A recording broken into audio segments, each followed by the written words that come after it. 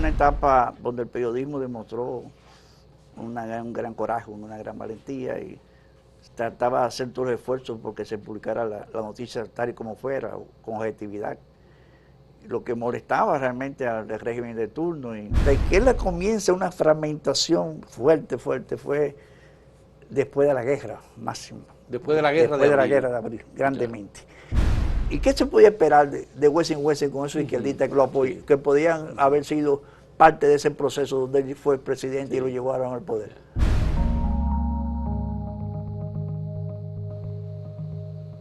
Nos satisface mucho presentar a José Bujosa Mieses, el Chino Bujosa. El Chino es un militante del movimiento revolucionario 14 de junio. Fue desde muy jovencito cuando se inició el 14 de junio, a principios de los años 60, uno de los jóvenes que se integró al 14 de junio. El Chino procede de una familia, igualmente, de una tradición progresista revolucionaria.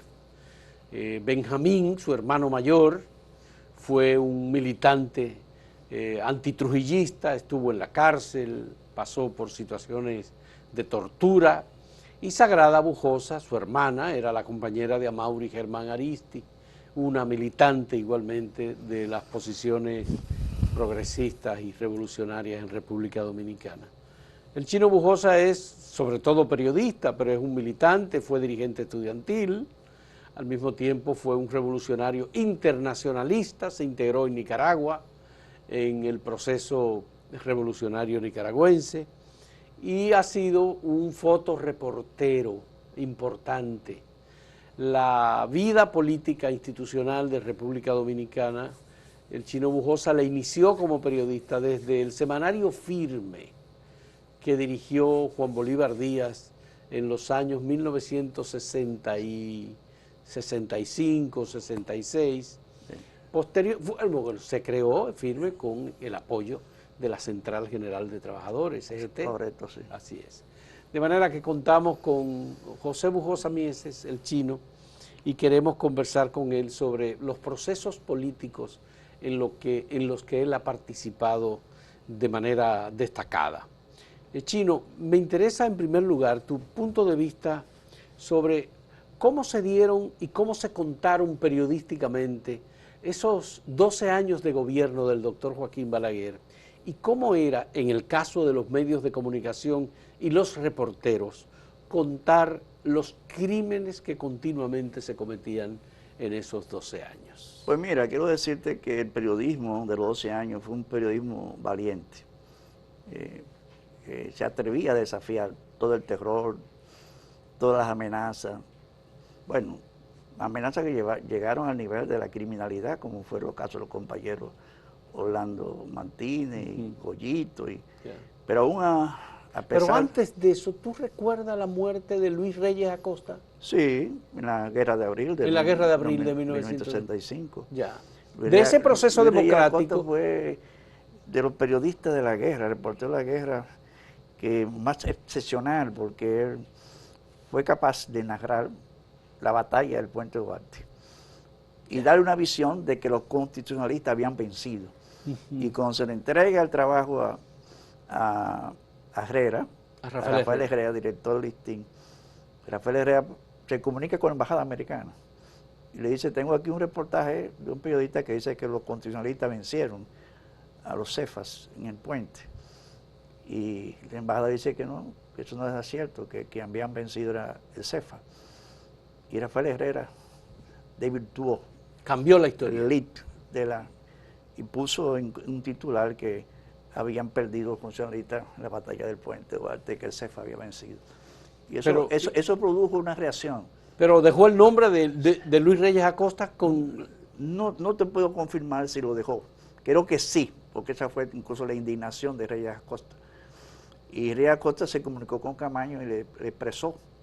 O sea, él tratando de expresarle a Camaño de que él obviamente no fue eso lo que escribió, que se lo habían desvirtuado. Y entonces Camaño incluso llamó a Rafael Herrera y de manera muy crítica le señaló que eso no era cierto, que eso era una mentira que había publicado. Bueno, a partir de ese problema que hubo entre el listín y el gobierno revolucionario de Camaño, el listín decidió cerrarlo, a partir de ese inconveniente. Pero ¿Cerró sus operaciones? Sí, se cerró, terminó de circular en la pena. Por el cambio de una nota de Luis Reyes Acosta, que produjo realmente un diferéndum muy molesto, que Camaño llamó a Rafael Herrera y le amonestó. ¿Y eso se registró y se dio a conocer sí. entre la gente que estaba con el gobierno revolucionario? Sí, eso se supo.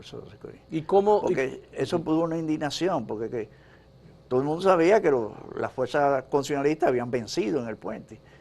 Entonces sale el Listín Diario con ese titular y eso realmente produjo una reacción de mucha molestia contra el Listín Diario y su director, que había permitido que se publicara una falsedad como esa. Y eso realmente en gran medida contribuyó a que Rafael Herrera dijera, bueno, hasta aquí llegamos en este proceso de la guerra, cerremos las puertas. Eso fue, pese a que el periodista que estaba en la calle, que cubrió la nota del puente, escribió la nota correctamente, el director del periódico decidió llamar a un representante de los interventores de la embajada americana y poner su versión. O sea, le dio publicó la versión de la embajada. ¿Cómo murió Luis Reyes Acosta? Luis Reyes Acosta lo hacen preso en la guerra con Yolanda Guzmán. Fue de los primeros presos de la guerra. Y una patrulla del CEFA. Y lo llevaron aquí, por cerca de la capital, Alto Viejo, algo así se llama, eso por ahí. Matagorda, una sección de Monteplata, esos sitios por ahí. Que había una finca, no sé de quién es esa finca. Y ahí lo fusilaron. Lo fusilaron. Lo fusilaron a él y a Yolanda Guzmán. Y tuvieron sus restos incluso en unos cuantos meses ahí, fueron después rescatados y trasladados. Por ejemplo, Yolanda Guzmán tuvo sus restos aquí en el cementerio de María Independencia. Luis Reyes Acosta, no sé finalmente cuál fue el destino de sus restos. Pero esa fue la historia muy triste. Tengo entendido que Luis Reyes Acosta tuvo algún tipo de relación, amistad, cercanía con Brinela Fernández. Era su novia. Brinela era la novia de Luis Reyes Acosta. Luis Reyes Acosta. Brinela, periodista, reportera. También, que trabajaban juntos en el Listín Diario. Y trabajaban juntos en el Listín. Ella es testigo de lo que pasó también. También Brinela ese día. Bien, tú me ibas a contar sobre cómo se vivió desde el periodismo lo de los 12 años de gobierno. Perdón por el incidente. Bueno, te decía que fue una etapa donde el periodismo demostró un gran coraje, una gran valentía y trataba de hacer todos los esfuerzos porque se publicara la noticia tal y como fuera, con objetividad. Lo que molestaba realmente al régimen de turno y bueno, ya tú sabes lo que pasó con esos compañeros que fueron asesinados durante los 12 años, Orlando Martínez, Huguito García Castro y otros. Y en ese marco Guido Gil, que era periodista también y abogado. Guido Gil, que era un militante también de izquierda. Pero era un militante y fue realmente mi tutor. O sea, Guido Gil en 1964, nosotros como dirigente estudiantil teníamos un programa que se llamaba Unión Patriótica Estudiantil en Radio RPQ. Y Guido Gil era nuestro asesor de prensa. Ahí yo comencé a hacer pinino con Guido en el periodismo. Sí, que era un tremendo redactor y periodista de un manejo increíble de rapidez con las máquinas de escribir. Y él era quien nos hacía los guiones, porque hacíamos dramas y cosas en ese programa. O sea que había una gran amistad entre yo y Guido Gil en ese sentido también. Ya. ¿Y tu paso por el movimiento estudiantil? Bueno, mira, yo... ¿Cómo fue? ¿Cómo tú lo recuerdas? Bueno, yo era antitrujillista. Sí. O sea, por la situación familiar, que Rafael Mieses Peguero Cocuyo, líder de la Juventud Democrática. ¿Era tu tío? Era mi tío. Sí. Me marcó el día que lo hicieron prisionero. Yo vivía con mi abuela en la misma casa que él vivía. En la ciudad colonial. En la ciudad colonial, soy por 962, cerca del Padre Villini. Llega una patrulla de Cholo Villeta, del CIN, penetra brutalmente a la residencia, se mete por todas las habitaciones de la casa y localiza a Cocuyo todavía incluso en ropas interiores. y así lo sacan violentamente a la casa. La abuela mía se aferra a su hijo y que no se lo lleven, que no se lo lleven, que mi hijo, mi hijo. Y le arrastran a la abuela, a la madre con todo y cocuyo por la calle, la acera de la calle Rey Manuel, y lo penetran violentamente en el carro del zinc, en los cepillos, eso famoso, y ahí reempujan a mi abuela y mi abuela cae incluso en la acera. Desde ese día mi abuela no bebió agua ni comió, murió a los 21 días de inanición. O sea que fue una víctima también de la tiranía. Y Cocuyo de Cocuyo jamás se supo. Se decía que estaba en la 40, que estaba en el 9, que estaba en la isla de Sagona. Finalmente un testimonio de Víctor Villegas. Víctor Villegas, el poeta. Que estuvo preso con Cocuyo. Me confesó a mí que a Cocuyo lo mataron en la Victoria porque él acostumbraba a cantar de noche para enviar el mensaje a los demás presos políticos que todavía estaba vivo. Pero una noche dejó de cantar y ellos sospecharon que le había pasado a Cocuyo porque estaban en celdas separadas. Y un día, ese día posterior a que él dejara de cantar, un preso lo llevaban a la justicia y vio como dos policías arrastraban un cerón ensangrentado. Y entonces la conclusión fue que en ese cerón estaba el cadáver de Cocuyo. De Cocuyo, él me confirmó que a Cocuyo lo mataron en la Victoria. Lo mataron en la Victoria. Bueno.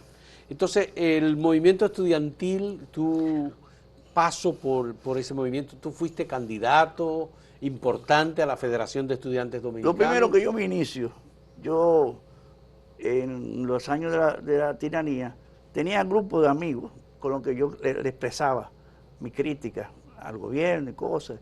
Y yo recuerdo que se ponían, que te calles la boca, muchachos, a ti te van a joder, cállate.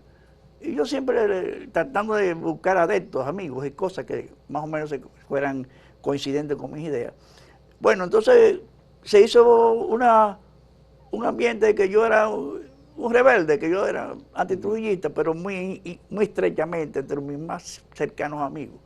Y el día que ajustician a Trujillo, que se despierta en lo que fue esa lucha contra los remanentes y todos esos asuntos, se me acercan al aula del tercero de bachillerato y un grupo de compañeros de esos chinos, hemos decidido que hay que tumbar el busto de Trujillo. Fue cuando comenzó en la universidad, aquellos 16, 17 de octubre, que terminó el 20 de octubre, esa protesta estudiantil. Sí. Y yo, a mí, te confieso que me temblan los pies y todo. A mí, sí, porque tú eres que vivías todo el tiempo hablando de esto. A ti es. Entonces de ahí salí, tumbamos el busto de Trujillo, eso es un escándalo. Y todos los estudiantes vueltos locos salieron huyendo. Conseguimos una soga y lo arrastramos por toda la calle Juan Isidro Pérez.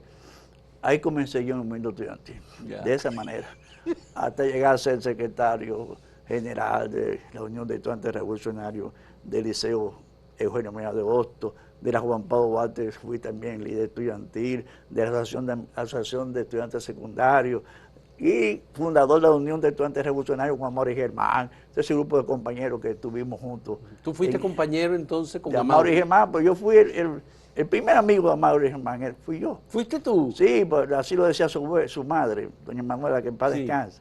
Dice que amigo de Amaury Germán, Chino Pujols, porque nos conocimos a Juan Pablo Duarte, los dos muchachos prácticamente. Y ahí hicimos una empatía. Entonces, las relaciones de mi hermano con Amaury... Entonces Amaury y Sagrada se conocieron desde niños. Sí, desde niños, desde esos tiempos, desde la lucha estudiantil. Yo fui que llevo a Amaury a mi casa. Ya, pero qué raro que tú no fuiste de los Palmeros. Bueno. Tú no perteneciste a los Palmeros. Oye esto, cuando Amaury comienza a crear la estructura de los Palmeros, me llama y que yo era en ese momento dirigente de Fragua, secretario general de Fragua, del grupo estudiantil Fragua en la UAS, me llama que quería hablar conmigo. Y nos reunimos bajo una mata de mango que todavía está en la Facultad de Economía. Y me dice, Chino, mira, yo estoy en esto, yo estoy decidido a dejar el 14 de junio y crear una nueva organización con esta naturaleza. Yo quisiera que tú fueras parte de ella. Pero vamos a terminar eso cuando yo regrese de Cuba. Eso fue antes de irse. Antes de irse a Cuba. Yo le dije, mano, yo estoy donde tú estás. O sea, porque Amaro para mí era un líder realmente, una persona que a pesar de su juventud, mucho más joven que todos nosotros, es más versado, tenía un carisma, un liderazgo terrible. Conocimiento. Conocimiento. Amaro se leía la literatura marxista, todos esos grandes teóricos, y lo declamaba, una cosa increíble, un muchacho de una inteligencia increíble. Y entonces él se fue para Cuba. En eso yo caigo preso, en la lucha millón. En la lucha por el medio millón de la UAS. Por el medio millón de la UAS. Como secretario general del Grupo FACO, caigo preso en una persecución que me desató la policía. Chichi Bolón me agarra. Chichi Bolón. Chichi Bolón en su carrito del zinc que tenía de cepillo. Un cepillito. Ahí cerca del cine Triple. Yo iba a hacer un operativo revolucionario. Me delataron. Y ahí obviamente él me detecta. De su carro al carro mío, que era un carro que me había prestado Rodríguez Chapini, un Trum, que le cogimos prestado al pobre Rodríguez Chapini, sin decir para qué lo iban a usar. Y Chichi Bolón ahí me mete unas 45 sogadas en la boca, así de carro, de ventana a ventana, así, ¡pam! Parte ahí, detente. Y así me lleva y me pega en la pared. Y le dice al otro oficial superior a él, ¡disparo! Yo te confieso que yo conocí la muerte muchas veces. Yo vi como muchas maripositas volando arriba de mi cabeza. Me hubieran dado un balazo en la boca y yo no hubiera sentido nada, te lo ruego. Y entonces ahí dice el tipo, no, espérate, aguántate. Porque había pasado incluso un compañero de Fragua, accidentalmente pasó por ahí circunstancialmente, y me vio que me tenía en la pared.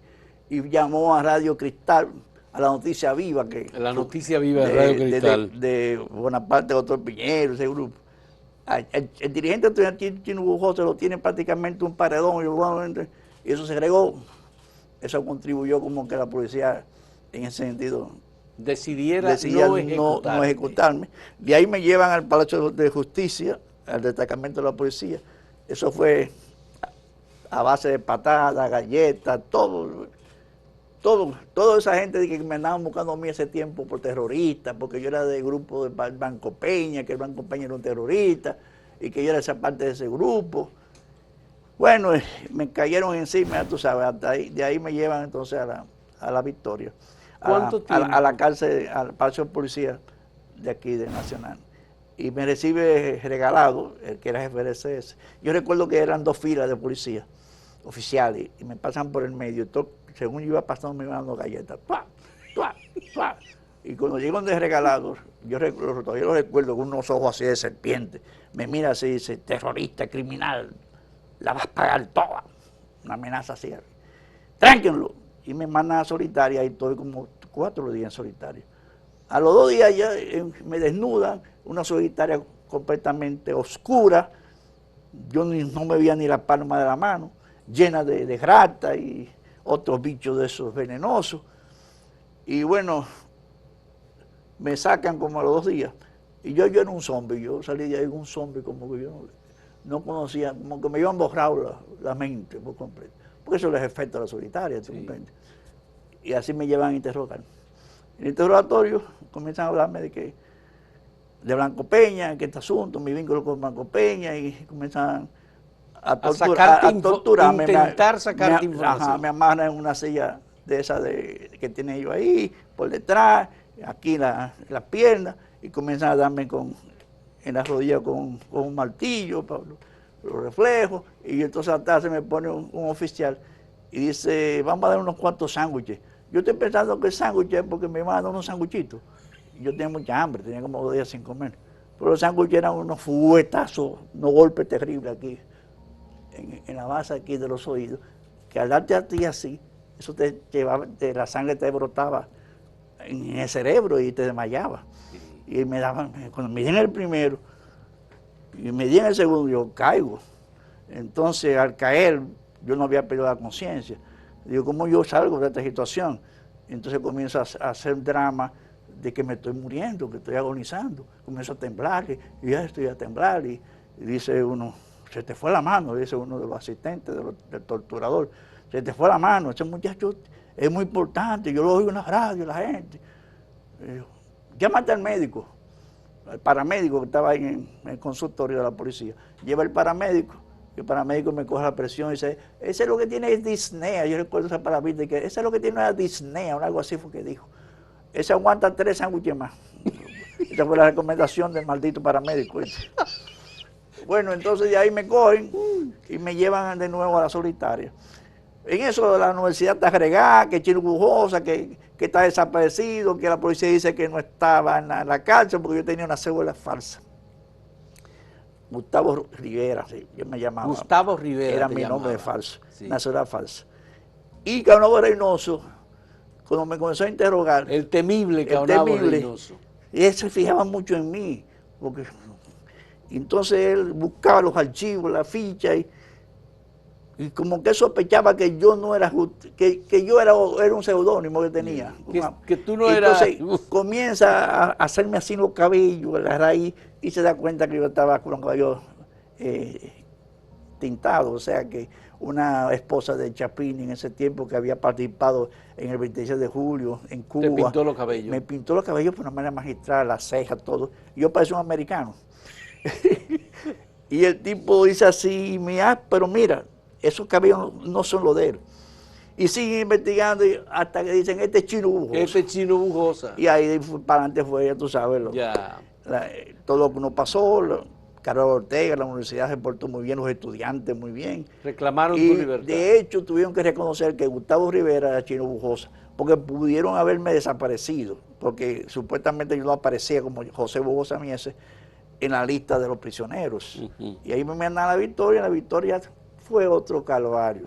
Ya, ¿y cuánto tiempo estuviste en La Victoria? Yo tuve como 4 años. 4 años en La Victoria. Estando en La Victoria, en esos tiempos, se da la alianza de acero Flavio Suero, y entonces ahí me cogen los compañeros de Flavio Suero, el candidato. El candidato. De la alianza estando preso. Estando preso. Yo acepté porque pensaba que estando preso iba a aumentar la presión, mi liderazgo, mi presión, y eso iba a contribuir con mi libertad. Sí. Pero no.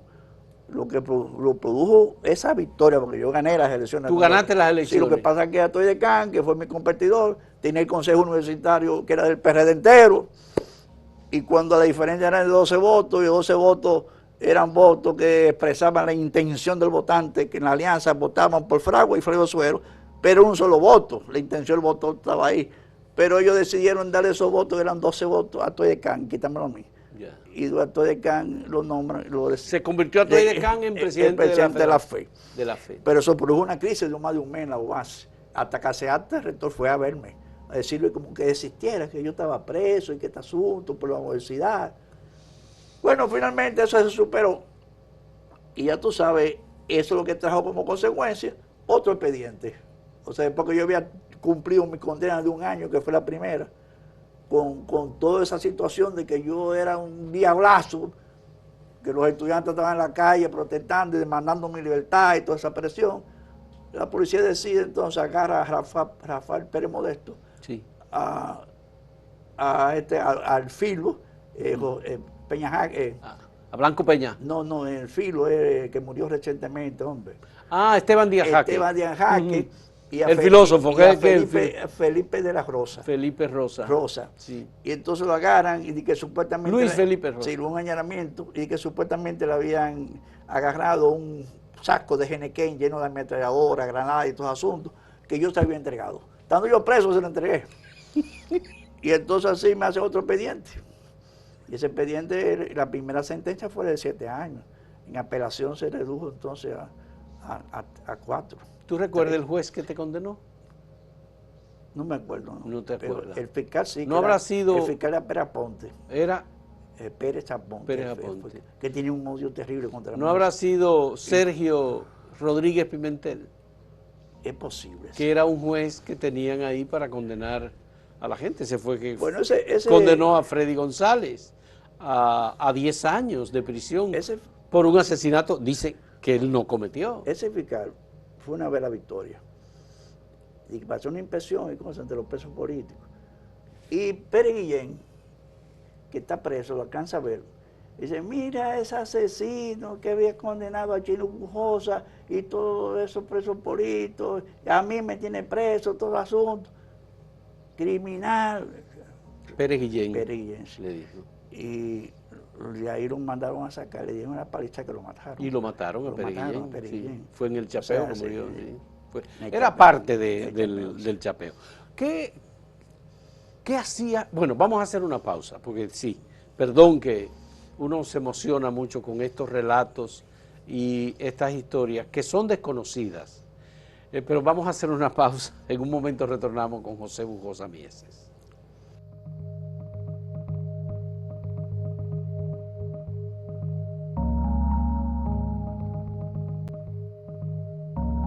Chino Bujosa, tan breve como te sea posible, ¿cómo viviste el 12 de enero de 1971? Bueno, mañana se cumple 51 aniversario. Se cumple precisamente. 51 aniversario. O el 12 de enero próximo. 12 de enero, se sí. cumple 51 aniversario. Sí. Yo estaba preso. ¿Tú estabas preso? Yo estaba preso cuando se dio ese acontecimiento. Te confieso que cuando escuché la noticia por la radio, teníamos radito clandestino. Yo exploté en llanto. Yo nunca había llorado tanto. Así. Los muchachos tuvieron que consolarme, los demás compañeros de prisión. Porque Amaury Germán, Virgilio Perdomo, ese grupo de compañeros, todos éramos muy amigos, pero principalmente Amaury Germán, que fue... Virgilio Perdomo, La Chuta, Virgilio Pollecerón. Hice más empatía. Porque éramos parte de una generación antitrujillista que nos reuníamos en el malecón y hacíamos de noche, embarrábamos los bustos de Trujillo, de S.S. Humana, y hacíamos una serie de cosas dentro de lo que podíamos hacer. No tuvimos la dicha de ser captados por una organización clandestina, pero como de manera independiente nos reuníamos en el malecón, frente al Obelisco Macho. Recuerdo una noche que sentimos como un avión que estaba en un vuelo muy rasante. Y buscamos y de repente comienza a caer una lluvia de volantes con bombas que decían Cocuyo Mieses, los hermanos Pereyó, los Perosos, todos esos grandes luchadores crímenes de Trujillo. Sí. Y que decía, dominicanos, retírate de la ciudad porque será bombardeada en los próximos minutos. Y ahí salió un desperpero y toda la gente corriendo y cosas. Y agarramos, el Alcín se tiró a una redada agarrando gente. Y bueno, y nosotros éramos parte de ese grupo de compañeros que no teníamos partido. Bueno, Homero creó un grupo llamado La Mano. Fue Homero Hernández. Homero, que era un grupo que estaba La Chuta y cosas. Sí. Porque La Chuta también era un gran hermano de Homero. Pero nos juntábamos siempre, estudiábamos en el Liceo Argentina. Ahí yo conocí a Homero, ahí hicimos... Agarra el teléfono. Vamos a detener el teléfono. Sí, vamos a detener el teléfono. Entonces, me gustaría saber, Chino, en ese proceso, tú habías perdido ya los vínculos con el 14 de junio, tú eras una persona que estaba vinculado orgánicamente ¿con quién? ¿Con la Línea Roja? ¿Con qué tú estabas vinculado? ¿En cuál proceso? Orgánicamente. ¿En el proceso cuál? Luego ya de la muerte de Amaury. No, yo era de la Línea Roja. Tú estabas en la Línea Roja. De la Línea Roja, sí. Ya. Pero incluso había renunciado desde la cárcel de la Línea Roja. Por situaciones que viví en el proceso de interrogatorio y cosas que me presentaron documentos y cosas donde... ¿Te enteraste de que estaban penetrados? Que era emitido por los compañeros de la dirección. Y aparecía mi nombre y el de Blanco Peña. Y bueno... ¿Y te lo mostraron? Y me mostraron documentos internos. Entonces, obviamente que estábamos infiltrados. Entonces, en gran medida, muchas de las cosas del interrogatorio que me hicieron tenían que ver con realidades que yo había participado, pero obviamente la negaba. Pero eso me causó realmente un disgusto y yo renuncié así, pero seguí con mis concesiones revolucionarias de izquierda. ¿Cuándo, desde tu punto de vista, se inicia la división del movimiento de izquierda? ¿Qué fue lo que detonó tantos fraccionamientos y tantas dudas y corrientes además? En 1941 se funda el Partido Democrático Revolucionario Dominicano. Está Chito Enrique, Humberto Núñez. Pero eso es muy lejos, Chino. Perique Francisco. ese partido no se declaró, no se expresó como marxista, leninista, sino un partido democrático revolucionario dominicano, cuyo fin era unificar la oposición. Pero ya en el 39 había nacido el PRD. Sí, sí, pero bueno, el PRD no era de izquierda, nació como un partido democrático. Y ofrecía, más o menos, en su declaración de principio, que era un partido democrático, que su misión era unificar la oposición antitrujillista. Pero en su seno habían militantes que eran miembros, tenían influencia ya marxista. Y ahí comenzó el primer debate.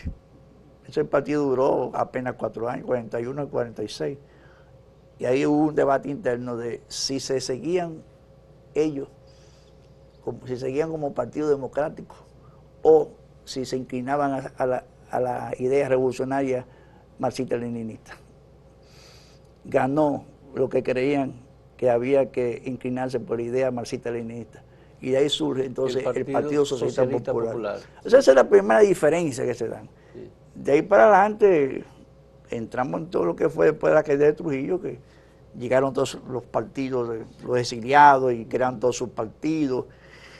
Y obviamente la izquierda comienza una fragmentación fuerte, fue después de la guerra, máximo. Después de la guerra de abril, grandemente. Ya. Y en la guerra se dieron en expresiones también de división. El 14 de junio había una corriente que yo creo que le decían lo inconsecuente y lo consecuente, algo así se le llamaba, que finalmente fueron los transformistas y no transformistas. Yo era de los transformistas. Y bueno, no te imaginas tú lo que fue ese proceso también, de uno vivir esa lucha interna, que muchas veces se iba hasta lo personal. Y yo recuerdo que yo era del Buró de Prensa y Propaganda del 14 de junio, en la guerra y posteriormente a la guerra, y trabajaba con Moisés Blanco Genao, otro periodista. Y Moisés se fue con lo que pensaron que el MPD era el partido del proletariado. Moisés Blanco Genao pasó al MPD. No estaba en contra de los transformistas. Y el carro que teníamos como buró de propaganda, Moisés se quiso llevárselo para el MPD cuando se fue, como decía el Nacional, Fafa y 4 más se van para el MPD, ese fue su titular.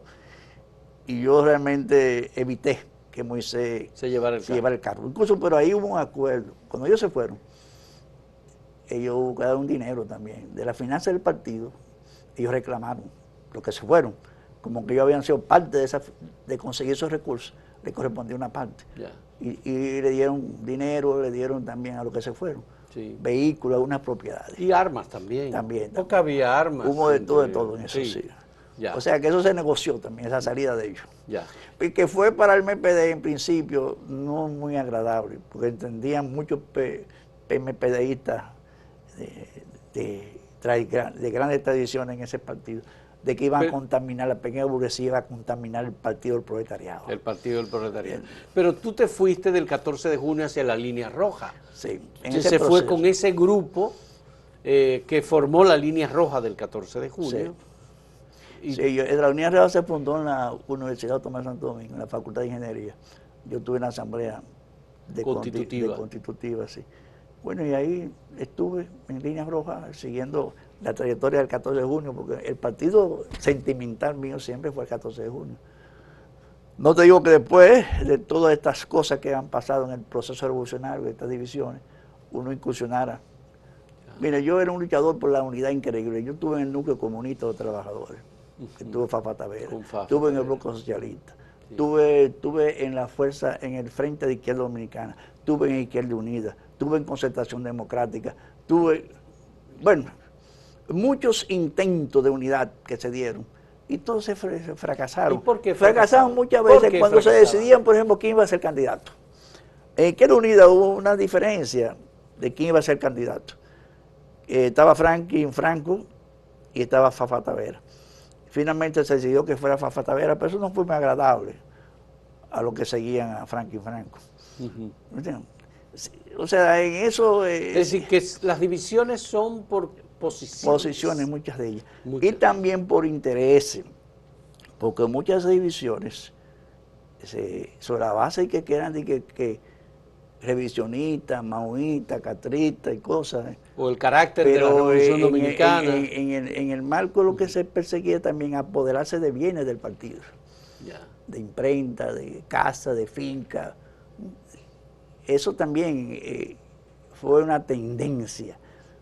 Pero ¿y no te parece que influyeron mucho los maoístas, los prorrusos, la división internacional, que era unos que eran Claro, foquistas claro. y procubanos? Claro, claro, porque mira, cuando se fundó el Partido Democrático Revolucionario Dominicano en el 41, si se hubiera tomado la línea de un Partido Democrático Revolucionario y no se había desviado, hubiese escogido finalmente la línea marxista-leninista, quizás el destino de la izquierda hubiera sido otro, diferente. Porque yo creo que esa influencia de esas corrientes internacionales, de la Revolución Cubana, la Revolución Bolchevique, en cierta manera crearon una situación de seguimiento, de contagio en muchos revolucionarios dominicanos que no pensaron más en su país, en crear un proyecto nacional, lo que llamaba Máximo Gómez, Maximiliano Gómez. el colonialismo ideológico. Eso fue muy dañino para nuestro proceso revolucionario. Y fue gran medida también la base de esas grandes divisiones, que pro chino, que pro ruso, que pro castrista. Pero además, entre ellos mismos había más enemistad y más odio, más separación que entre ellos y los capitalistas o derechistas a los que se estaban enfrentando. Yo creo que sí, que se daba. Porque ahí viene lo del Pacoredo, era una lucha interna Gotró, que llegó a lo que el desastre que fue esa lucha entre Pacoredo y el MPD, que produjo tantos compañeros buenos asesinados por ellos mismos. Yo entiendo que eso fue un proceso realmente que muy crítico. Yo soy de lo que creo que todas esas políticas de la isla Gotró, los comandos estos de anti-reeleccionista, el golpe de Estado revolucionario con Wessing, eran políticas erráticas por completo. Erráticas, porque mira, ¿cómo tú ibas a reivindicar a Wessing después que nosotros lo identificamos como un genocidio en la Guerra de Abril? Entonces, reivindicarlo de un proyecto de un golpe de Estado revolucionario con Wessing y Wessing. Eso es como ilógico, ¿tú me entiendes? Porque vamos a suponer en el supuesto que hubiese triunfado el golpe de Estado que Wessing estaba preparando cuando estaba la guerra. ¿Quién iba a ser el jefe de ese Estado, de ese gobierno? Wessing y Wessing iba a ser líder. ¿Y qué se podía esperar de Wessing y Wessing con esos izquierdistas que podían haber sido parte de ese proceso donde él fue presidente y lo llevaron al poder? Yo no me imagino que Wessing iba a tener nada bueno contra todos esos izquierdistas, comunistas, como le llamaban. Sí. O sea, yo creo que fueron políticas muy erráticas. Claro, que lo vemos ahora, después de 52 años de reflexión, pero nosotros fuimos parte de todo eso, en gran medida, porque tampoco nos vamos a exculpar, porque lo que la dirección política decidía, uno la seguía.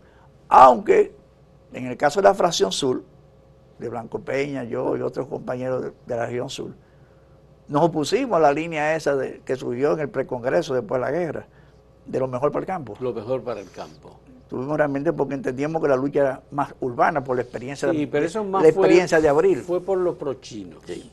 Es decir, sí, la influencia maoísta fue la influencia de que el campesinado, de la guerra popular, la guerra popular, exactamente, que entraba en contradicción con las posiciones soviéticas. Ajá. Que planteaban la creación de un partido de la clase obrera. De la clase obrera, sí. Un estilo PCP, PCD, partido de esa naturaleza. Ya. Y tú que tuviste la experiencia internacionalista, que te uniste en Nicaragua a ese proceso revolucionario que finalmente triunfó el 19 de julio de 1979, y que has visto cómo ha evolucionado ese proceso, mirándolo ahora desde fuera, así como tú ves lo que está pasando, realmente no es un problema exclusivo de los dominicanos. No. No, que yo creo que los sandinistas, el sandinismo de hoy no fue porque yo luché. O sea, yo luché y pude perder la vida en esa guerra. Pero realmente no me convencen esas prácticas políticas, esas políticas que se están haciendo, esa especie de cierta dinastía, porque como yo voy, como presidenta, me voy a poner a mi mujer como vicepresidenta, son cosas que yo, absurdas, que no lo comprendo realmente. Tienen que explicarme muy claro de eso. Y esa misma fragmentación, apoderamiento del Frente Sandinista contra todos esos compañeros que lucharon en ese proceso contra Somoza, que yo fui parte importante en ese proceso, que estuve en esa guerra, y conocí a todos esos comandantes. Pero, por ejemplo, una comandante como Telles, por ejemplo, bajo prisión todavía, ahora. Eso es inconcebible, yo no estoy de acuerdo Humberto con eso. Ortega, Y mira, lo digo con muriéndose. Lo digo con mucha pena, porque tengo muchos amigos en Nicaragua y en la propia embajada que aquí. Pero no, hay que ser sincero, no puede estar de acuerdo con las cosas. Yo ahora mismo, yo entiendo, como te digo, que a nosotros nos formaron, no para la democracia, nos formaron para el socialismo, para el comunismo. Los grupos, los núcleos de estudio nuestros, era basado en Blas Roca, los fundamentos del socialismo en Cuba, de Nikitin, la economía rusa, de la Unión Soviética, un teórico de la economía, Nikitin, y la filosofía de Fanasiev. Nosotros nos formamos en eso y que era el modelo socialista. O sea, no nos formamos para la democracia. Eso fue el gran error también. Porque había que entender que después de 30 años de dictadura, este pueblo no le iba a meter una otra dictadura del proletariado y todo ese tipo de cosas, que es lo que se ofertaba dentro del concepto marxista clásico. Sí,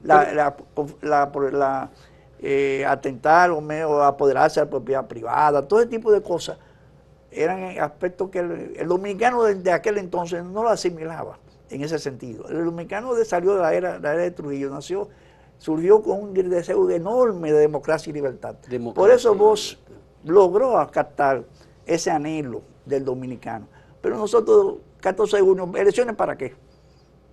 Oye, cuando el 14 de junio, que era una cosa importante, debió participar en las elecciones. Se negó a participar en las elecciones. Manolo, el 14 de junio era tierra para los campesinos, trabajo para los obreros, pan y libertad para todos. Ahí no hay marxismo ni saben. Incluso esa era la propuesta del marxismo del 14 que de vos junio. Rechazó el apoyo electoral del 14 de junio. Eso fue después de la guerra. En el 66. Sí, después de la guerra. El 14 de junio se fue con algunos candidatos de manera independiente. Yo fui candidato en esa época con Amin Abel. Amin regidor, yo era suplente. Ahí está la boleta todavía. Y yo entiendo que eso también, de vos, fue también una aberración, una cosa inexplicable, pero vos entonces, después de que sucede ese acontecimiento, en ese momento él pensó que ligarlo a la izquierda, a un aliado de izquierda, no era conveniente para sus fines estratégicos. Pero Bosch, después de haber ido a Benidorm y quedarse en el exilio y analizar un poco la historia, terminó denunciando los procesos electorales como mataderos. Sí. Y de algún modo se declaró marxista, no leninista.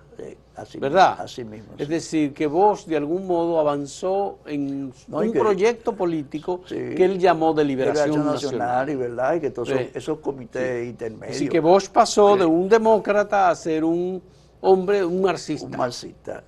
Bueno, y creó una estructura política, el Partido de la Revolución Dominicana, que los comités eran Gregorio Bueno Gilbert, Ho Chi Minh, el Che Guevara, Sandino, Camaño. O sea, que se veía que había realmente asumido, en cierto sentido, un pensamiento progresista para la época, ¿no? Marxista, vamos a llamarle, no leninista. Entonces, mi inquietud es, ya a los 80 años, con la edad que tú tienes, mirando los procesos políticos, ¿qué conclusión tú sacas de la dedicación, de la lucha que tú tuviste junto con tu generación? Que expusiste tu vida, estuviste a punto de ser asesinado por Chichi Bolón y por otros que te golpearon, te dieron sándwich en el Palacio de la Policía.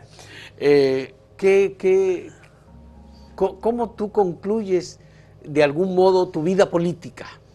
Mira, se cree que ser revolucionario de izquierda hay que ser marxista-leninista, y eso no es verdad. La izquierda es un sentimiento, además de una ideología, de una idea, es un sentimiento. Todo aquel dominicano que lucha contra el medio ambiente, por una justicia independiente, una democracia realmente participativa, o sea, todos esos ideales que dentro del contexto de esta democracia son realmente de izquierda. No necesariamente tú ser seguidor del marxismo-leninismo para tú obtener esos ideales, defender esos postulados. Entonces, cuando se cae el muro de Berlín, muchos compañeros se frustran porque estaban enfocados en que se perdió todo. Y yo hice una reflexión, dije, ven acá, pero yo no, si comunismo era lo que yo soy, que quiero luchar contra la pobreza, contra la injusticia social, por la defensa del medio ambiente, por libertades públicas, pues si eso es comunismo, yo voy a seguir siendo comunista. Para mí no fue frustratorio la caída de la Unión Soviética, porque yo entendía que hay gente que dice que la izquierda desapareció. No, la izquierda no ha desaparecido, que me enseñen el cadáver. Me puede enseñar algunos fragmentos, algunos restos que están por ahí dispersos. Pero la izquierda como tal, ese concepto de izquierda, no ha desaparecido. Está en cada uno de esos dominicanos y no dominicanos que tienen esos sentimientos. Entonces yo estoy dentro de esos sentimientos. A mí nadie me saca de ahí. Bien, de acuerdo. Vamos a volver en un momento con la última parte de este diálogo con José Bujosa Mieses, el Chino Bujosa. En un momento retornamos.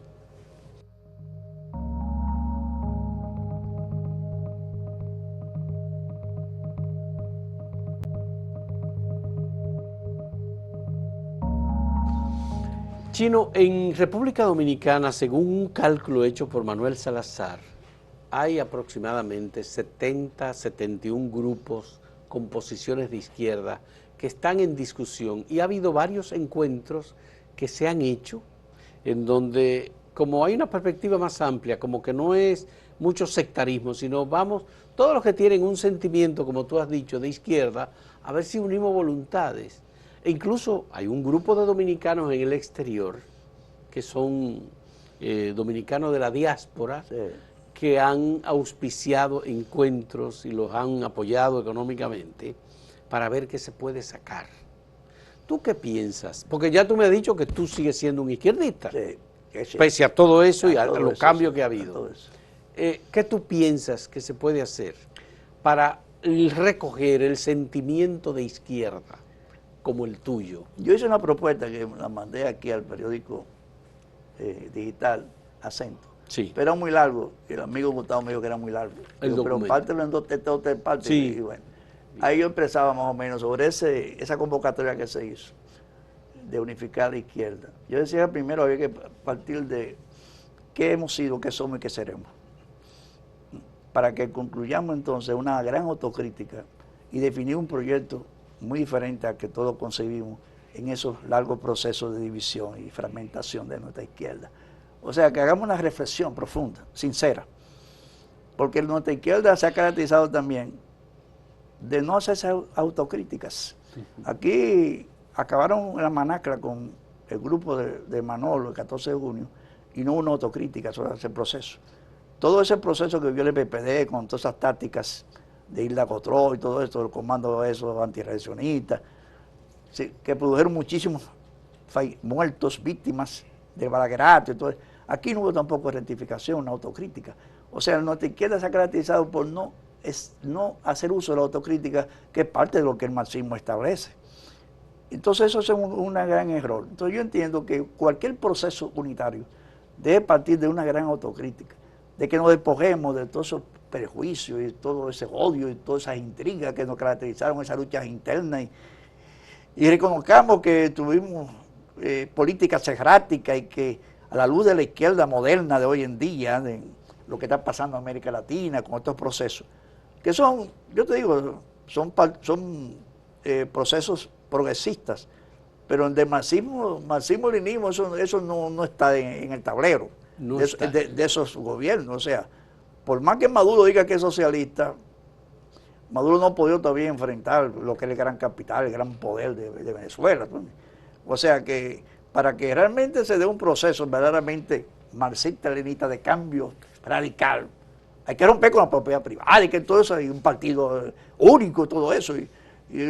Para mí todo este proceso de la nueva izquierda más bien son partidos, procesos progresistas, de reformas pero todavía ninguno ha sido capaz de entrarle No, al gran poder, porque es que la nueva izquierda es socialdemócrata. eso es, en realidad. en esencia, es socialdemócrata. Peña Gómez era de izquierda porque él era Sí, socialdemócrata. socialdemócrata, es cierto. La Internacional Socialista Sí. fue un organismo que se transformó posteriormente hacia la derecha, pero de demócratas. Los Willy Brandt, los Mitterrand, Es cierto, todo eso. eran gente que... Bueno, surgieron de la gran división del socialismo mundial, la internacional socialista ya.